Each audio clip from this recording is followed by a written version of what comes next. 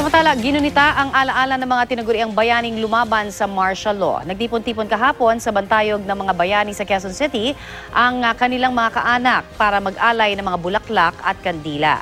Ito ang kanilang paraan ng paggunita sa anibersaryo ng deklarasyon ng martial law at para ihayag ang kanilang pagtutol sa paghihimlay kay dating Pangulong Ferdinand Marcos sa libingan ng mga bayani.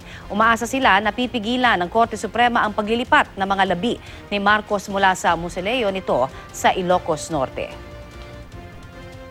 Kung ganito katindi at kalakas ang kilusan at makikita sa Supreme Court na talagang itong kasaysayan ay karapatan ng bawat mamamayan na maging totoo at makatarungan, ang pagwagi sa Supreme Court ay ating makakamtan.